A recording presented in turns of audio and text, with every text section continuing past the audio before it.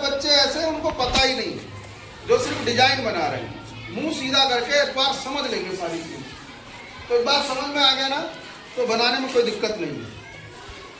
Present continuous, continuous का मतलब क्या है? कंटिन्यू, यानी काम लगातार हो रहा है। अब जो चूंकि यहाँ प्रेजेंट लिखा हुआ है, यानी प्रेजेंट में हो रहा है, तो इसमें पहचान क्या है? इस काल के वाक्यों के अंत में रहा है, रही है, रहे, रहे हो, रहा हूं, अथवा ये रहा रही तो पता ही है हमको, क्लियर सी बात है। कंटिन्यूअस का मतलब रहा रही आ रहा है, लेकिन थोड़ा और ध्यान रखिए, हुआ है, हुई है। जैसे कि बैठा हुआ है, कमरे में सोया हुआ है, शर्ट लटकी हुई है, इस टाइप के वाक्य भी हो सकते हैं। अब इसमें रहा रही तो नहीं आ रहा, लेकिन जब इसे हम बनाएंगे तो इसमें नियम यही लगेंगे प्रेजेंट कंटिन्यूअस। क्यों? क्योंकि काम लगातार हो रहा है। जैसे कि बच्चा कमरे में सोया हुआ है, वह घास पर बैठा हुआ है, मैंने अंगूठी पहनी हुई है। ठीक क्या है? वर्क इज इन प्रोग्रेस, काम लगातार हो रहा है। ऐसा आपको अगर भाव पता लग रहा है, ऐसा सेंस आ रहा है, तो आप ये नियम लगा देंगे, रहा रही रटके नहीं चलना। समझ गए ना?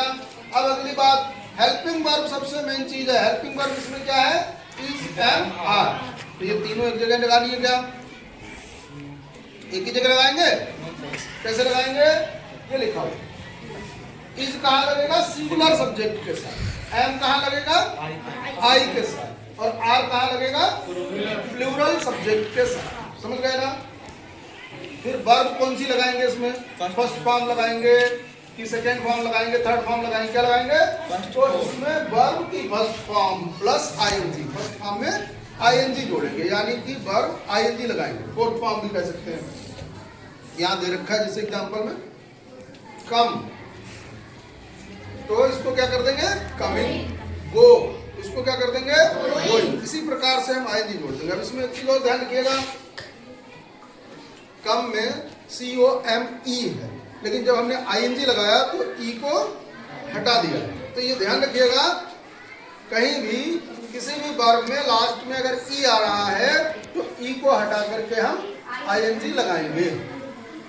बस एक जगह सी होता है ना, SEE, उसमें ई नहीं हटाते, उसमें ऐसे ही आईएनजी लगा देंगे, उसको छोड़ करके बाकी सब में ऐसे ही है। दूसरा एक और नियम रहता है CVC का। क्या का नियम रहता है? CVC। अब ये CVC समझ लो, आईएनजी लगाने का, ये बड़ा इंपॉर्टेंट है, लिखना नहीं है अभी, बस समझ लीजिए। अगर CVC क्या होता है? CVC, C मतलब क्या है?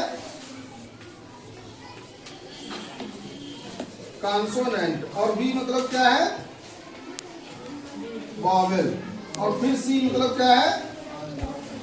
कॉन्सो। अगर ये नियम लग रहा है तब फिर आईएनजी लगाने का एक नियम रहता है, जैसे कि रन, RUN। जब आप इसमें आईएनजी लगाते हैं, आपने देखा होगा रन में जब आईएनजी लगता है तो एन डबल कर दिया जाता है, देखा है ना? देखा ऐसा लिखा? रनिंग होता है, तो रनिंग में क्या होता है? एन डबल हो जाता है। तो हमें अगर नियम नहीं पता है, कुछ तो हमें रटे हुए हैं, उनमें लगा देंगे, बाकी के साथ क्या करेंगे? ऐसे ही होता है SIT, सिट। सिट मतलब क्या होता है? क्या होता है? बैक। तो इसमें भी देखिए डबल टी हो गया, हो गया कि नहीं हो गया? तो यहां पर क्या नियम लग रहा है? RUN या SIT। अब इसमें देखिए आप, S क्या है? कॉन्सोनेंट की वॉवेल क्या है? इतना सोचना पड़ रहा है, कौन सी दुनिया में चले गए? कॉन्सोनेंट वॉवेल नहीं पता क्या है? Yes, consonant. तो C हो गया। I क्या है? वॉवेल। T क्या है? यही नियम हो गया ना CVC, है कि नहीं? तो अगर किसी भी वर्ब के लास्ट में CVC आ रहा हो, यानी कॉन्सोनेंट, वॉवेल, कॉन्सोनेंट, ये तीन एक साथ आ रहे हो इस टाइप से, तो हम उसके लास्ट वाले कॉन्सोनेंट को डबल करके आईएनजी लगाते हैं। ये ध्यान में रखिएगा। जैसे स्टॉप है, अब इसमें कैसे करेंगे, इसमें 4 आ रहे हैं तो हम लास्ट वाले देखेंगे, ये 3 देखो, STOP, तो इसमें टी, इस वाले एस से मतलब नहीं, लास्ट वाले 3 देखना। इसमें देखो टी कॉन्सोनेंट है, ओ वोवेल है, पी कॉन्सोनेंट है, तो क्या करेंगे अब इसमें जब आईएनजी लगाएंगे क्या कर देंगे, पी को डबल कर देंगे, समझ गए ना।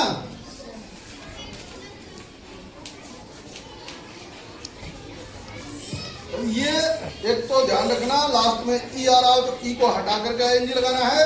दूसरा ध्यान रखना, अगर सीबीसी आ रहा है तो लास्ट वाले कॉन्सोनेंट को डबल करके आईएनजी लगाना है।